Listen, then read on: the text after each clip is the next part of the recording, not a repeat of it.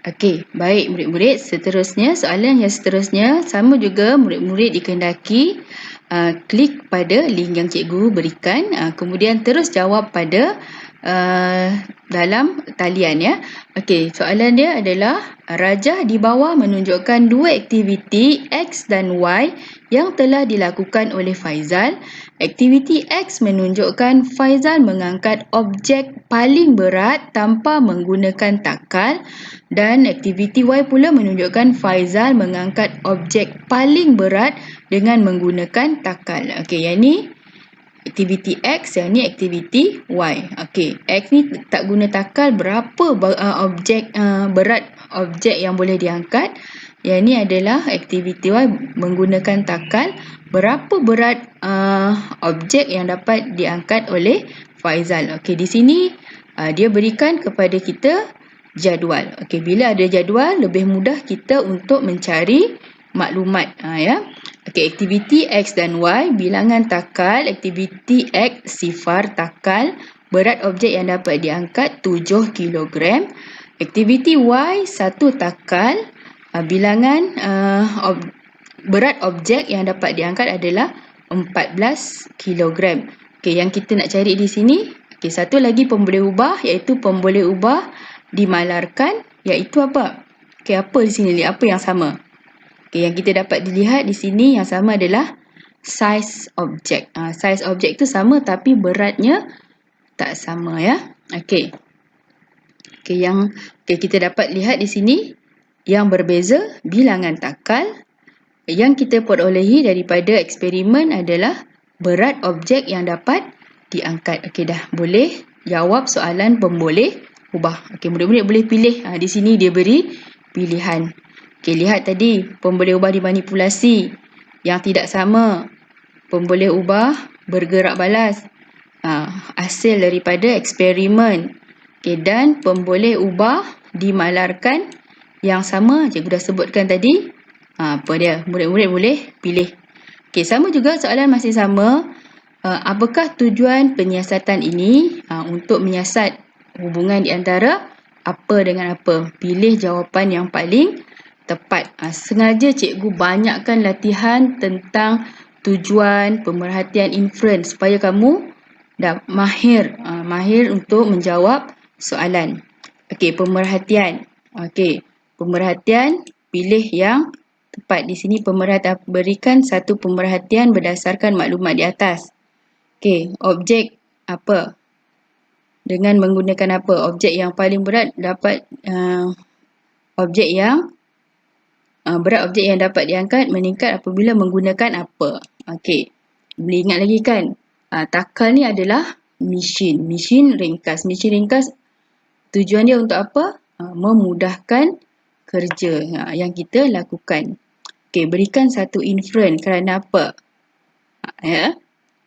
Inference tadi. Kerana apa? Dah ada dah kat situ, cikgu dah sebut dah tadi kerana takal apa.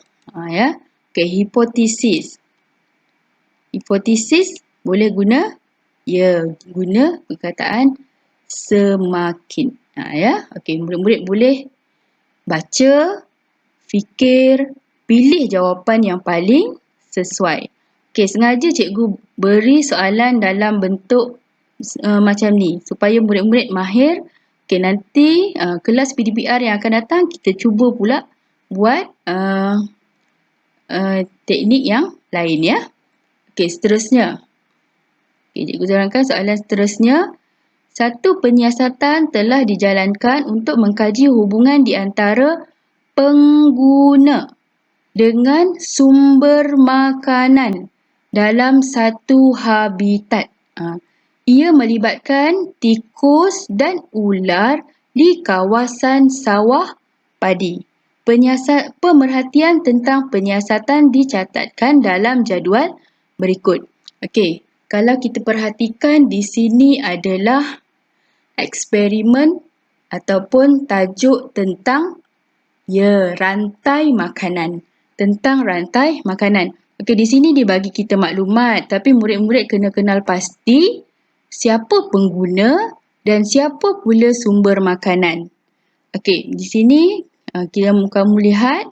Okey, ada bilangan ular dengan bilangan tikus. Okey, kalau ikut rantai makanan, siapa makan siapa? Ya, tikus dimakan oleh ular.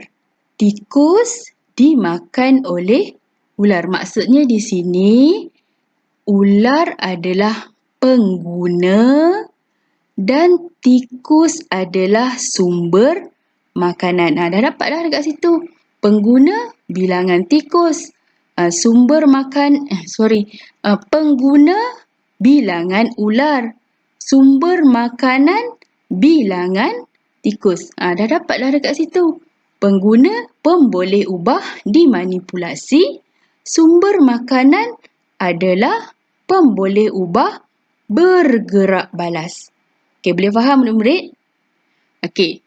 Tadi kan kita sebut yang ni adalah rantai makanan. Siapa makan siapa? Tikus dimakan oleh ular. Jadi ular adalah pengguna. Tikus adalah sumber makanan. Okey, dah dapat lah. Biasanya kat sini yang ni adalah pemboleh ubah dimanipulasi. Yang bawah ni pemboleh ubah bergerak balas. Okey, bolehlah dah jawab soalan pemboleh ubah. Okey, sama ada pilihan jawapan. Cuma murid-murid kena hati-hati pilih jawapan ya. Okey. Dah dapat pemboleh ubah dimanipulasi dan pemboleh ubah bergerak balas. Cikgu harap murid-murid boleh faham penerangan yang cikgu berikan ya. Okey, apa yang sama? Dalam eksperimen ni apa yang sama? Dalam satu habitat. Habitat dia apa murid-murid? Pandai, kawasan sawah padi. Jadi yang dimalarkan adalah, ya, dah dapat dah kat situ. Habitat dia ya, ataupun kawasan sawah padi. Okey. Bila kita dah dapat pemboleh ubah, bolehlah kita jawab soalan tujuan. Okey, jangan tersilap pilih ya. Jangan tersilap pilih. Okey. Lagi satu, pemerhatian dulu. Okey. Berikan pemerhatian yang boleh buat tentang maklumat di atas. Okey, kita tengok ni jadual ni. Okey, bila bilangan ular 9, bilangan tikus 48. Banyak dah, masih banyak bilangan tikus. Bilangan ular bertambah, bilangan tikus jadi berkurang. Tengoklah daripada 48 turun jadi 38. Jadinya semakin lama bilangan tikus ni berkurang. Bila ular banyak, lagi berkurang bilangan tikus. Okey, meningkat lagi bilangan ular 23, bilangan tikus jadi berkurang. Maksudnya semakin bertambah bilangan tikus, semakin berkuranglah semakin bertambah bilangan ular. Sorry ya murid-murid. Semakin bertambah bilangan ular, semakin berkurang bilangan tikus. Sebab apa? Sebab tikus telah dimakan oleh ular. Boleh faham tak murid-murid?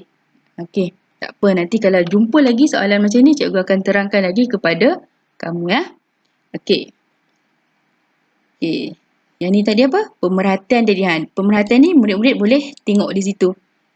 Okey, adakah ular semakin berkurang, tikus semakin berkurang ataupun ular semakin bertambah? Biasanya pemerhatian kita ambil pemboleh ubah yang bergerak balas. Okey, kalau yang bergerak balas ni bilangan tikus jadi apa?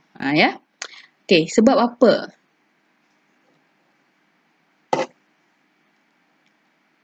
Ataupun sebab apa?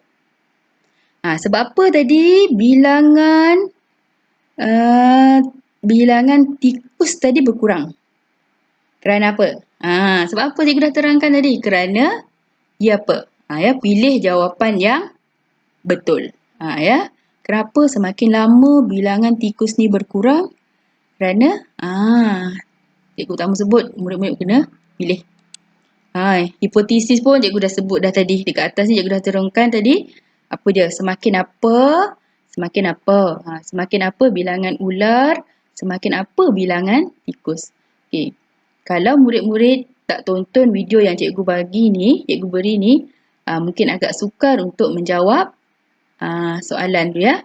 Okey, setakat ini dahulu cikgu terangkan tentang soalan yang perlu murid-murid jawab pada hari ini. Sekian sahaja. Okey, cikgu mohon maaf jika ada tersalah dan silap. Setakat ini dulu PDPR kita pada hari ini. Kita berjumpa lagi pada minggu hadapan. Assalamualaikum warahmatullahi wabarakatuh.